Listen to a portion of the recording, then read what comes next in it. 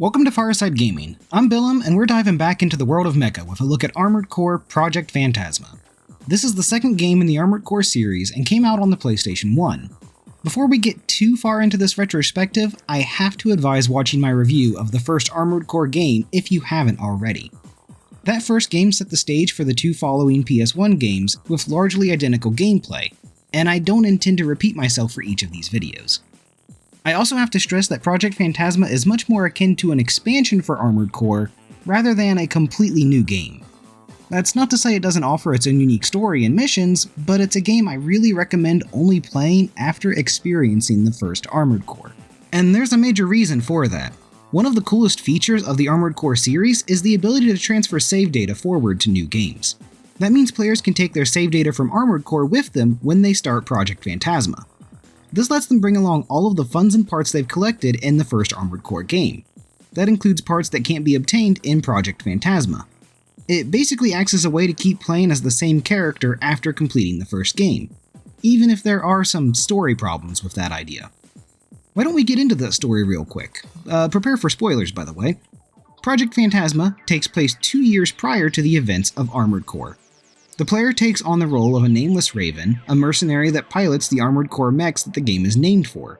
The Raven is hired for a mission at Amber Crown. Amber Crown is a secret underground testing facility operated by Doomsday Organization. Yes, that's its name, at least in the US. In Japan it's called Wednesday Organization. Here the group is working on a new project to enhance humans to make them better in combat. The request for our aid was made by a Raven named Sumika that was going to be experimented on as a part of these tests. With Sumika at the player's side, they take on missions that have them constantly harassing the Amber Crown Research Facility and Doomsday Organization.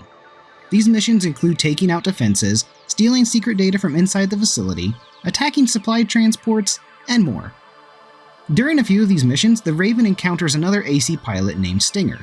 He's working for the Doomsday Organization and is operating separate from Raven's Nest, which is the organization that Ravens call home. Along the way, the Raven and Sumika learn more about Project Phantasma and how it will enhance humans.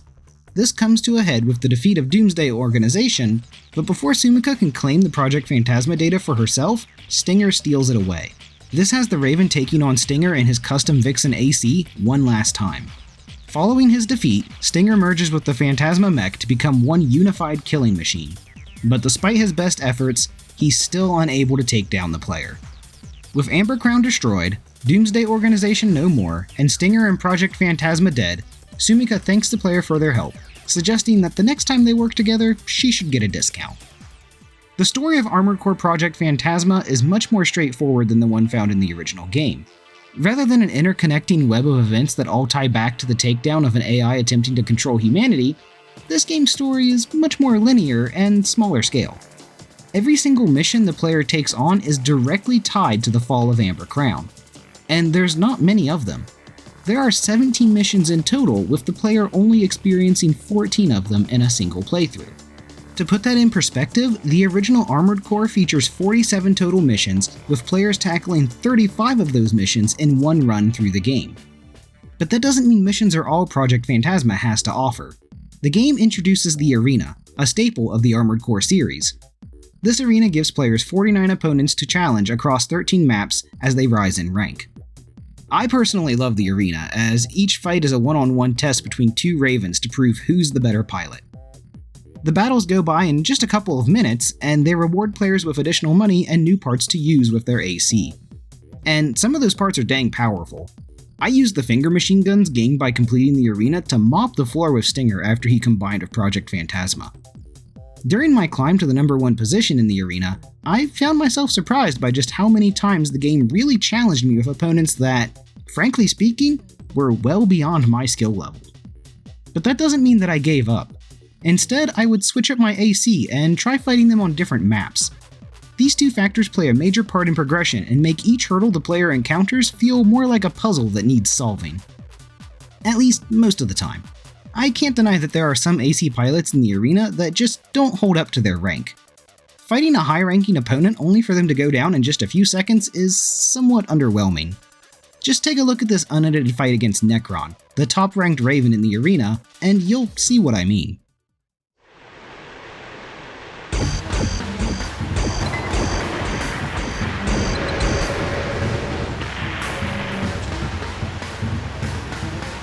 and while I personally love the arena, I can easily see it not being for everyone.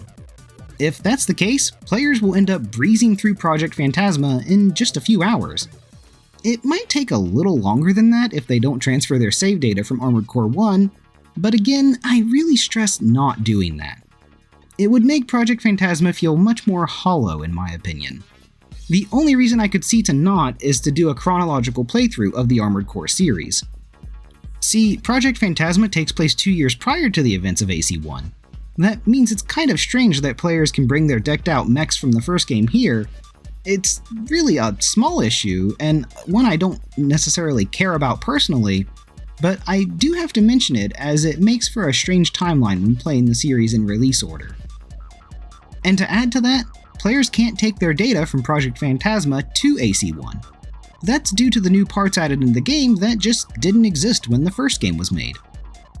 And while I'm talking about that, these new parts are some of the best things about Project Phantasma.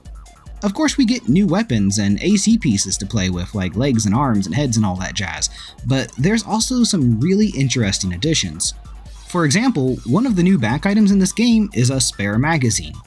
That means players can sacrifice a shoulder radar or a back weapon to increase the amount of ammo for their in-hand weapon as well as their other back weapon.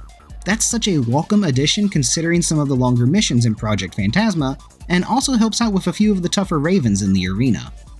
And just to touch on it real quick, the graphics in Project Phantasma are equal to what they were in the first Armored Core. The same also holds true for the music, with no new additions to the soundtrack, I think. There might be 1 or 2 songs added, but I'm not actually sure about that. Either way, it's still a great OST worth listening to even when not playing the game. I've actually got 2 review scores for Armored Core Project Phantasma. When played as an expansion of the first game, I think it's an incredibly good experience. It gives players more parts to customize their ACs with, while offering a new story to play through, as well as introducing the arena. It's also cool that Sumika comes along with you during missions. It's nice having a partner, that's kind of a new feature. And the story not being linear can be seen as an advantage if that's something that you enjoy. And when playing it by itself, it's still a good game, but not one that I would tell players to run out and pick up. Its true strengths really do come from playing Armored Core 1 first. And I do have to point out some of the potential negatives. The arena won't be for everyone, and without it the game is incredibly short. Also, the much more straightforward story can be seen as a negative compared to the more open nature stories in other AC games, as well as the lack of missions. I plan to stick with the Armored Core series with additional reviews of future games. Next up on the list is Master of Arena, the final AC game on the PS1. Luckily, I just recently found a copy of this game during a trip to Southeast Game Exchange with my wife and son. I'll link that in the corner in case anyone wants to check out what other games we found during that convention. Spoilers, I found even more Armored Core games. With all that said, thank you for stopping by and watching my review of Armored Core Project Phantasma. Feel free to like, comment, or maybe even subscribe if you've enjoyed this video. And as always, take it easy.